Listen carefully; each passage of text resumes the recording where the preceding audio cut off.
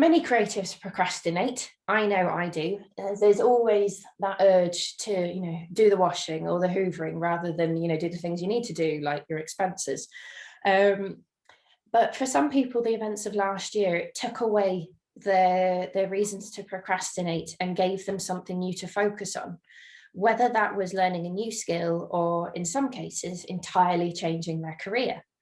And the latter is the case for our guest this morning, Heather. After a number of years working in the arts and events sectors in Sheffield, most recently as managing director of the hugely successful Pedlar's Night Market, that all came to an abrupt halt when Boris announced lockdown. So my first question to Heather is that there aren't a lot of positives to last year, but professionally you were able to turn what happened last year into a positive for yourself, weren't you, Heather? Hi, morning everyone. Yeah, as much as you can.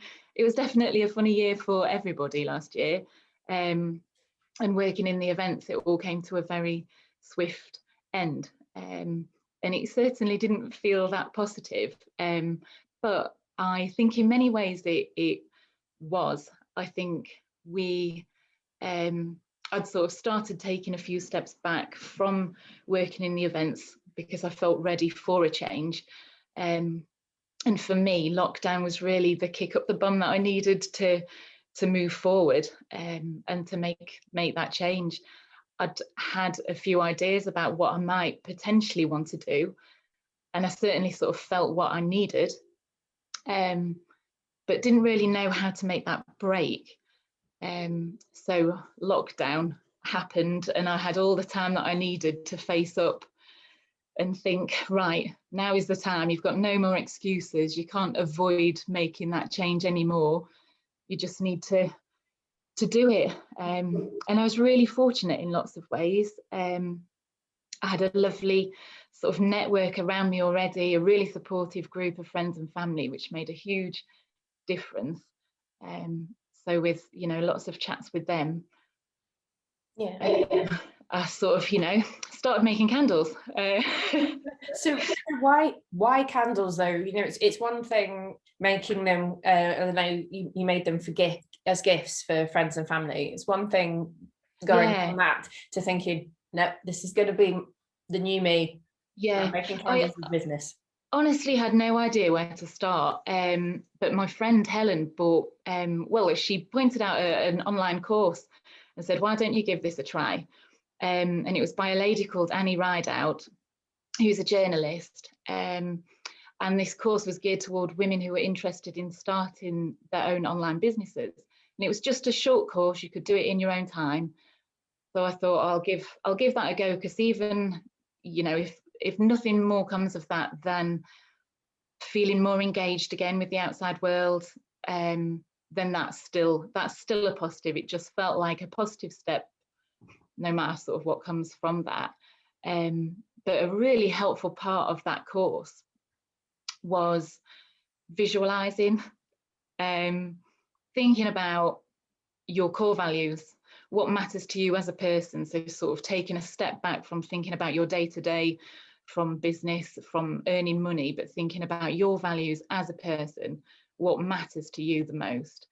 And then thinking about how you can incorporate those values into your day-to-day. So if you are thinking of starting up your own business or changing career, or just making any big change in your life, really, that you hold those values in your mind while you're making those decisions. Because I think it's so easy in those moments when you feel a little bit, I suppose, lost, and you're not entirely sure where you're going to go next. It's easy to say yes to opportunities that might come your way, or if you see a job advertised, to apply for that without, thinking, is that actually what I want? Is that definitely the right thing for me, and for what I want in the future? So while I was doing this sort of visualization and drawing my little diagrams and making all of my notes and my lists, I just started thinking about the candle making that I'd done the year before, how much I enjoyed that, and that if that was something that I did and could potentially turn into a business, you know, without putting too much pressure on myself in the early days, it's something that I could take with me. I could work wherever if we decided to move, and that it might give me some of the flexibility that I wanted in my life, and I really enjoy it as well. So I thought this could be a winner. So yeah, I just started. There are lots of candle companies out there. Kind of what do you feel makes yours stand apart from the other ones? Well, I hope it's that our candles are sustainable. The thing that really matters to me is the quality of the materials that we use, and that they're sourced from sustainable sources. And it's also really important to me that I work with people that I know and as locally as possible. So just keeping it small, and for me keeping it enjoyable as well.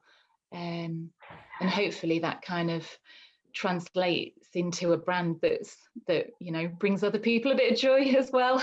They are very nice candles. So you've got a candle there, Leanne. Yes, just purely by accident. Lovely packaging as well. So did changing direction and investing your time, energy and money in something completely different kind of feel daunting? And did you get any, like, was it all kind of encouragement you got from your friends and family when you were talking to them about it, or were there any people that were kind of like, maybe give it a bit more thought? It was a real mixed bag. I felt a mixture of sort of confidence and excitement, as well as just fear and intrepidation, and you're your own worst kind of enemy in those moments as well, constantly sort of thinking, is this absolutely balmy? Am I making a very daft sort of decision? But I think in sort of being very honest and open, and you know, having honest chats with my friends and family and saying, these are the things that I'm scared of, these are the things that I'm not very good at, and sort of listening around that, and accepting a little bit of help and support as well, because I think that's quite hard. If you've got ideas, it's easier to keep them to yourself and to only want to share things when you feel like you've got the answers, and that you feel confident you can make it work. But yeah, I was really lucky to have that support. Yeah, you were also lucky to be able to collaborate with some very talented people. Yes, kind of early on, because I think I said to you in a previous chat, a lot of people when they start out in their own business, it's very DIY, you know, making their own labels and kind of doing their own branding in Word or whatever paint program they can get, but you were able to collaborate with some talented people, and you've just gone in there like 4 or 5 steps above other people. Well, I think lockdown was quite a good leveler in many ways, because it put all of us in very similar positions, especially sort of self-employed people, creative people. Many of us found ourselves either out of work or hugely reduced workload at the same time, missing out on socializing. You kind of you know, you're all in a very similar position, and that's quite humbling. And yeah, it takes away a lot of that fear, I think, of approaching people and sharing your ideas and saying, this is what I'm thinking, what do you think, this is what I need some help with, could you perhaps help? In many ways I think it was easier to do that during lockdown, because it just there was no real choice, and everybody else was in a very similar position. So yeah, I was really lucky that some amazing people said, yeah, I'm here, I'd like to help, and we're also sort of wanting to be able to do something. So yeah, because you worked with Studio AWAR on the branding and packaging. Yes. And Creative Mornings Sheffield's friend Helena Dolby. Helena, yes, yeah. And the photography. Helly and Alex are both here. Yeah, they were both brilliant. Helly took some amazing photos, and when I said, shall we do a photo shoot, and came completely ill prepared, just with lots of flowers and candles, Helly took control and created some beautiful product shots, which I was hugely grateful for, because again, that was something that I hadn't done before. Knew what I wanted to achieve, but didn't know how to do it. And you need to just say, this is what I need help with, and accept help from people. And Alex and Andy, who launched Studio AWAR at the same time, right at the beginning of lockdown, created the branding and did an amazing job. So yeah, hugely grateful and lucky to be able to work with them. And you're currently collaborating with Frankie Haig of Gracie Clay, who's on our wish list as a potential guest. She said no so far, but I will wear her down.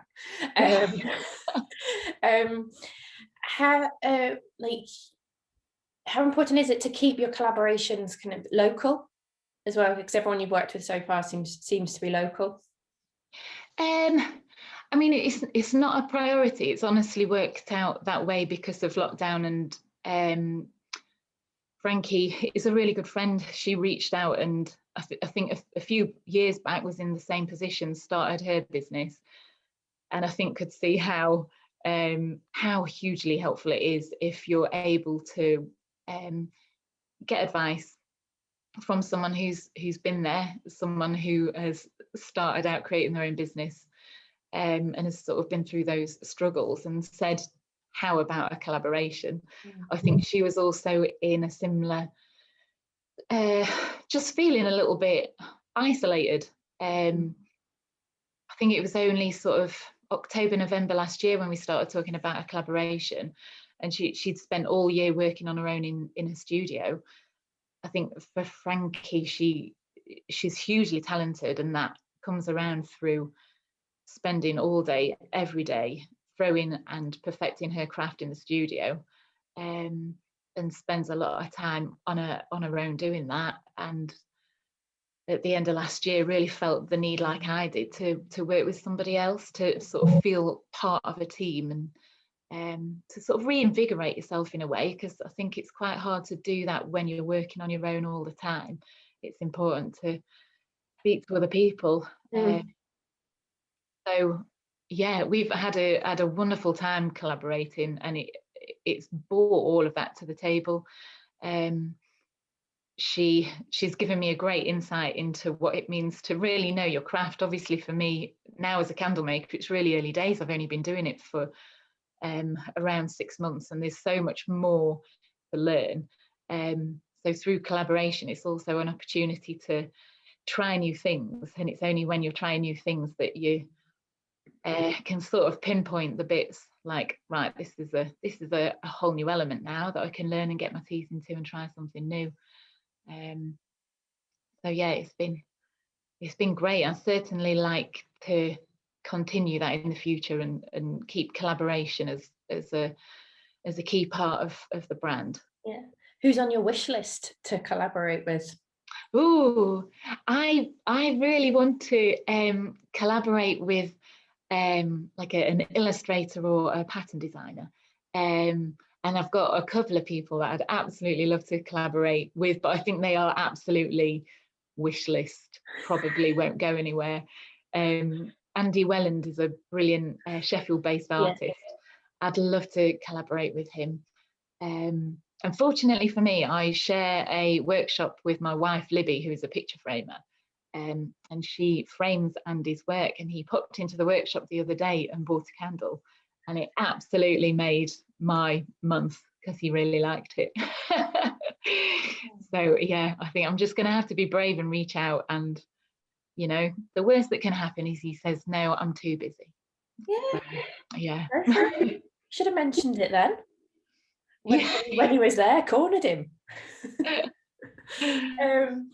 Yeah, so you mentioned Libby as well, and how she started her business at the same time, I think, as you did. And did it help that you both made the leap into being business owners at the same time, albeit in completely different businesses? Yeah, I think it did overall. It's certainly not helped at times when you have your wobbles and your panics. If they happen simultaneously, it's not helpful at all. But really, I think it's both given us the impetus to really sort of keep going and to keep trying our hardest to make it work. One thing that has been really helpful is that Libby's had an amazing mentor, a chap called Robin through the Prince's Trust. She's been able to sort of get some support because she's a little bit younger than I am. And he's been hugely helpful, giving insight into sort of the more kind of business structured financial side of things, which is neither of our strong points. That's been really helpful. So I think we've both got quite different skill sets and come with different experiences. So sharing those and talking it through has definitely been helpful, but then also acknowledging that you need to give each other space and talk to other people as well about it. Yeah, a mixed bag, like with anything. So usually when I reference social media, it's talking kind of about the perils of it, like me falling down smash cake holes. But how beneficial would you say social media has been to you in launching your business? Hugely beneficial. I don't think I could have done it without social media, and Instagram was always a big part in how I saw just the brand developing and reaching out to people. I think it's a really accessible way for somebody that hasn't got a lot of money to put into a new business to have a go at doing a lot of things themselves. So Instagram particularly, building a little shop on there, and just creating a community as well. It's been a brilliant way of reaching out to other women in business and starting chats, and making friends on there as well. Yeah, it's been a real positive. I think much more than I hoped it would be, which has been a nice surprise.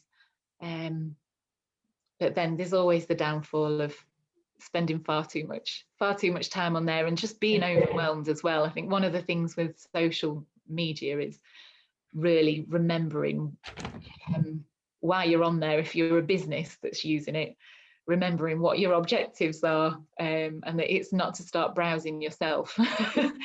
That's a part of market research, but it's a great tool. Yeah, and Instagram's also a great forum to show off Helena's photos that she's taken as well, because they definitely would stand out as you like if you're a customer and you're just scrolling through. I couldn't have done that myself for sure. Definitely needed Helly's beautiful images on there. Would you say the experience of changing career and making the leap and setting up your own business has changed you at all? Kind of, has it boosted your confidence kind of in yourself and your abilities and things? It has, but then I wouldn't say that I was confident going into it, or that you need to be confident if you're starting up your own business as well. I think once you've sort of given it a couple of goes and you've got a bit of experience under your belt, it certainly helps.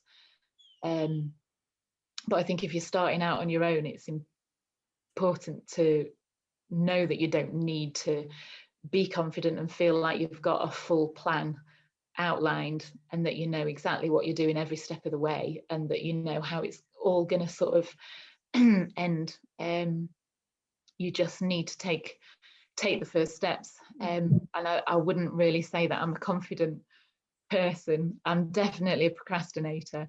I'm definitely sort of a shy kind of introvert. In a group, I like to sit back and observe and chill out, and then sort of, chat when I'm ready. But yeah, starting Peddler and having that under my belt has given me more confidence, because I know when we started Peddler, we didn't really know what it would become or what we'd have to sort of do ourselves. We were really lucky. It grew as we dreamed it would, and we frantically learned lessons along the way.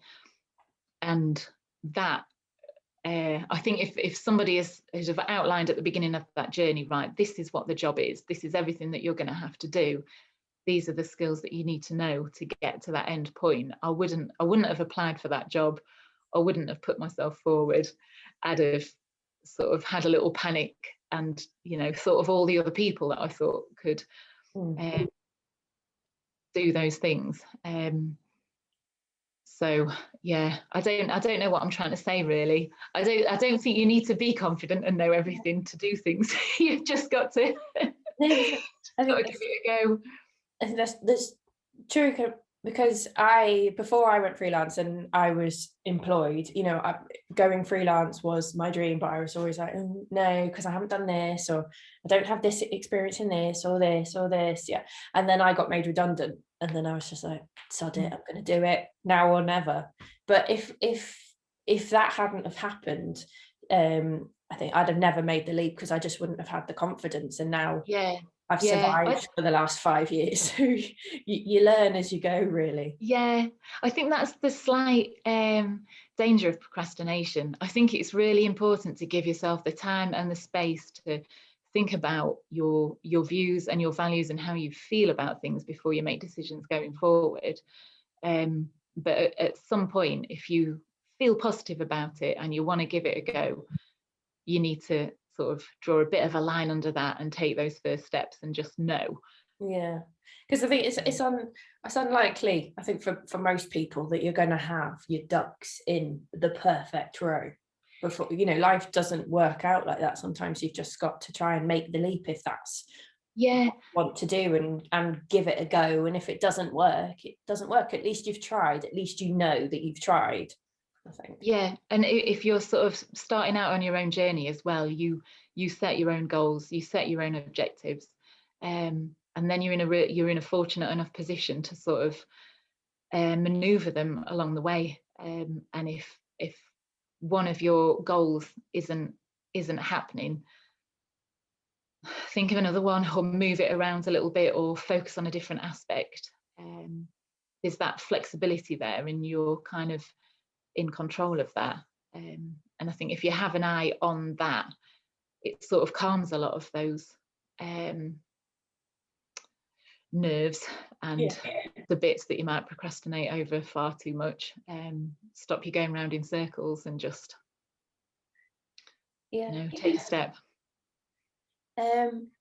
So as things open up from now on, kind of, what are your plans for Lit for the rest of the year or going forward? Two things. I want to continue sort of developing collaborations, because for me that's a brilliant way of working with other people, which I definitely need. Scrap that. Three things. I want to really sort of hone my craft and learn how to make a few different types of candles as well, to develop the range. And as retail opens up,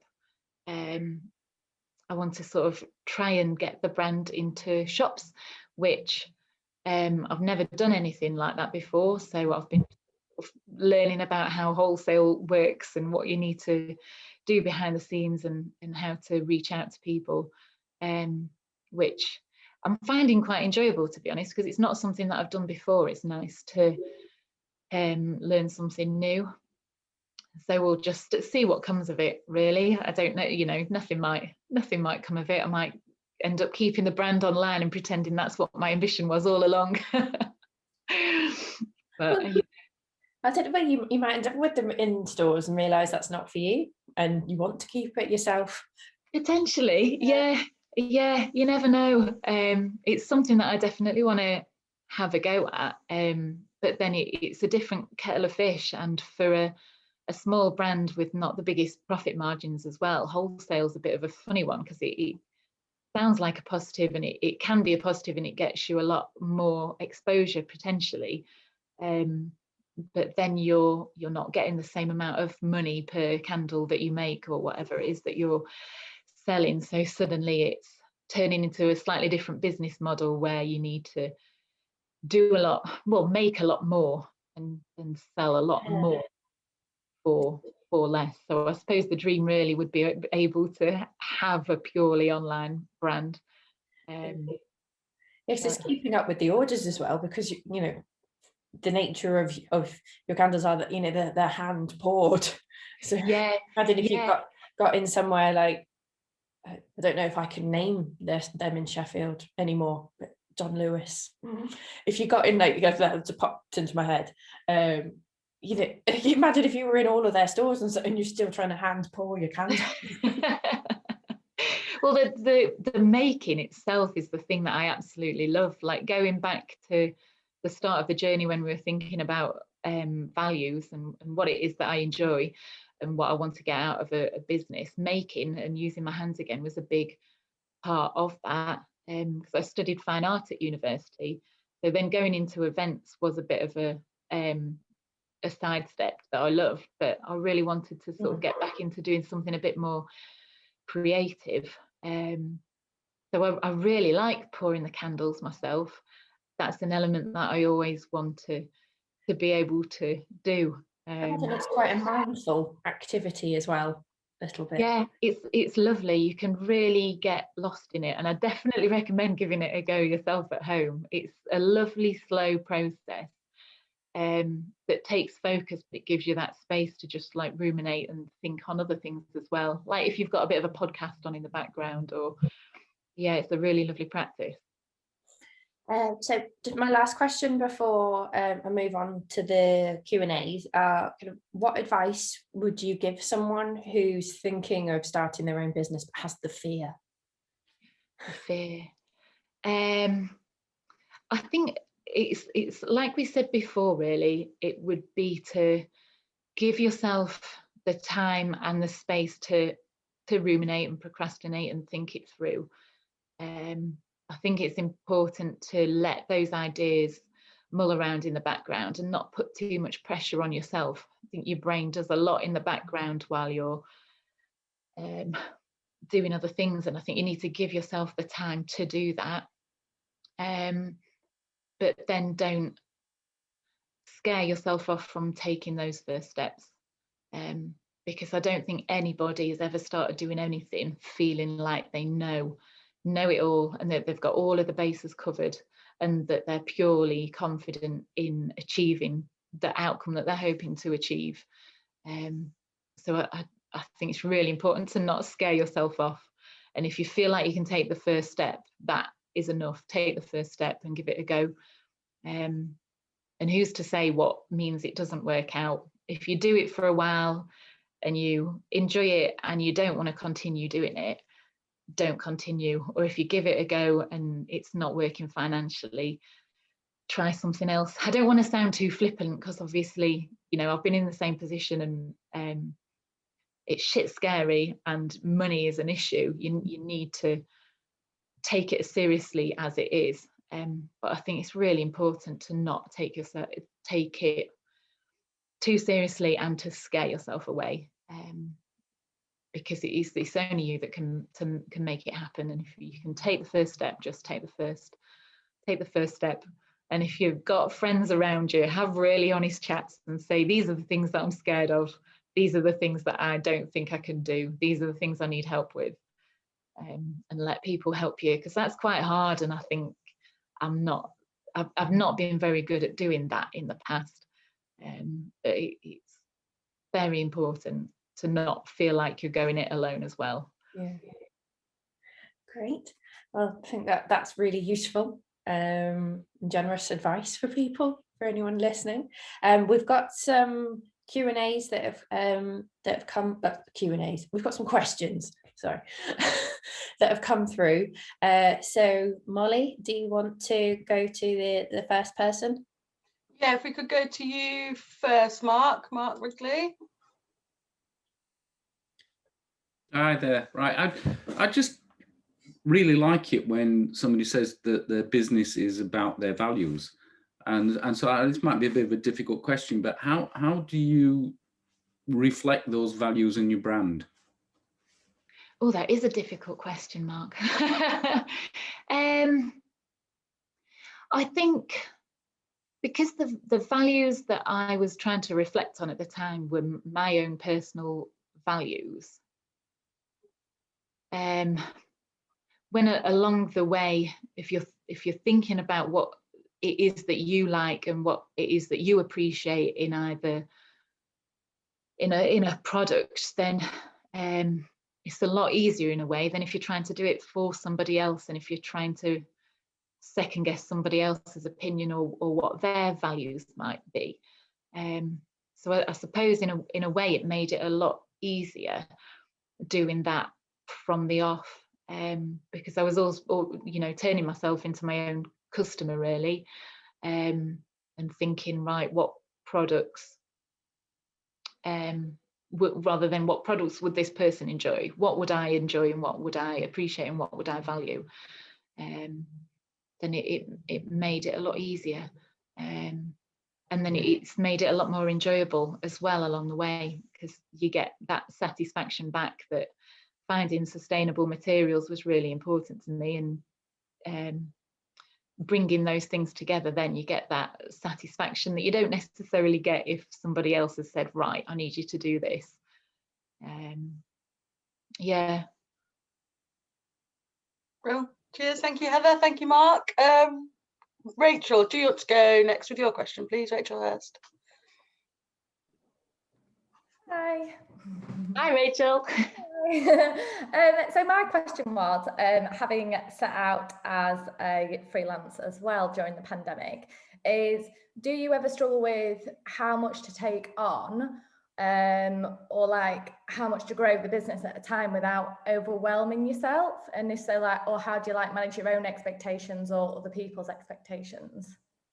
Yeah, I struggle with that a lot, and try to keep an eye on it all the time.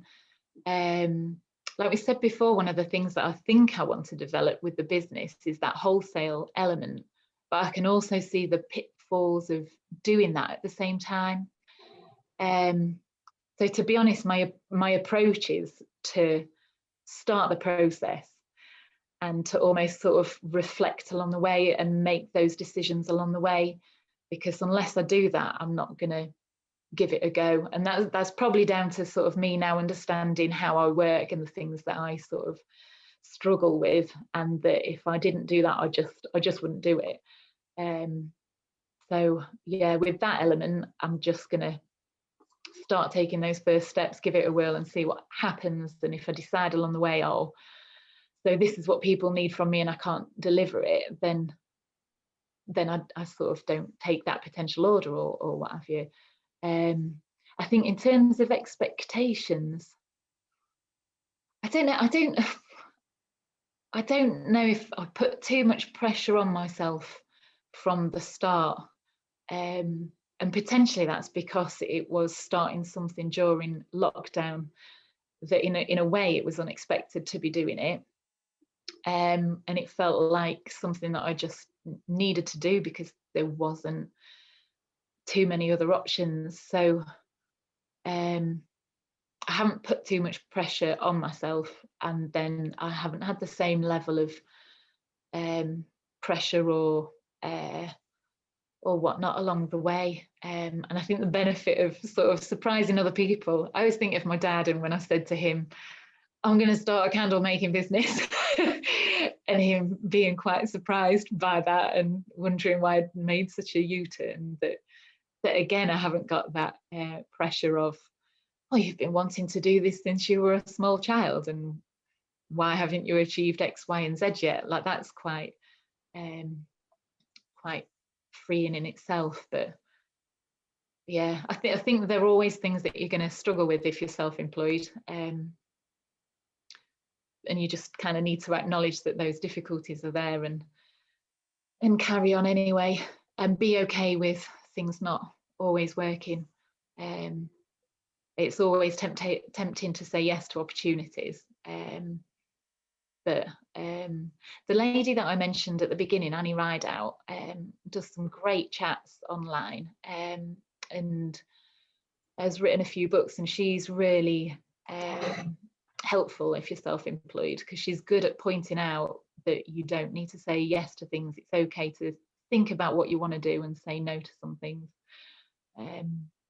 So yeah, I'd recommend following people like that and sort of, yeah, listening to what they've got to say to give you the confidence to not push yourself too much. I'll just chime in. Rachel, I don't know what field you're working in, but I'd just say in terms of managing people's expectations, I always find honesty is the best policy. It's like, be honest with your clients. More often than not, they'll understand it and they'll definitely appreciate it. And it's a great way to develop trust between yourself and your client. And once your clients once they trust you, then you're flying, and they'll stay being your client. So that's my 2 pennies worth. 2 for the price of 1 there for Rachel. And finally, we've got a question from Helena, please. Hello. Hello. So nice to hear you chat through everything, and I just think, well done, you've done so well and achieved so much in such a short amount of time, so well done. Thank you. My question was, is there anything at the beginning that you particularly felt scared about or worried about, and now you just think, why on earth did I worry about that? Yeah, I was honestly, and I don't like saying it, but I was honestly scared about what people would think. I think because what I was hoping to create was so visual, you know, building a brand on Instagram, and that you're a part of the brand and you're putting your face to it.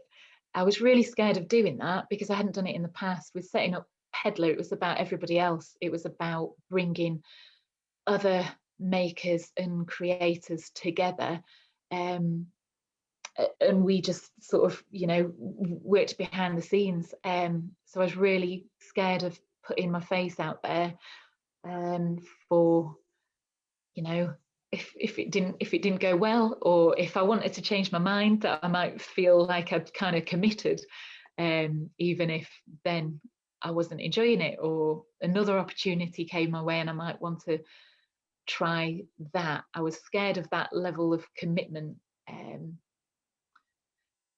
which, yeah, I don't really know how you'd get around that, but yeah, just being honest, that was the thing that scared me the most, because it was the element that felt like it might not pull me back, but take away some of that flexibility that I sort of was hoping to try and keep in starting something new. When you want that feeling of like, well, I'm going to give this a try. If it doesn't work, it doesn't work. If something else happens, I could do that, or whatever. Creating a brand, and if you're a part of that, yeah, I felt like that might sort of, you know, stop me potentially from doing some of those things. Or yeah, bit of a funny one. It's all going well so far, and like Leanne was saying, honesty is the best policy, as they say.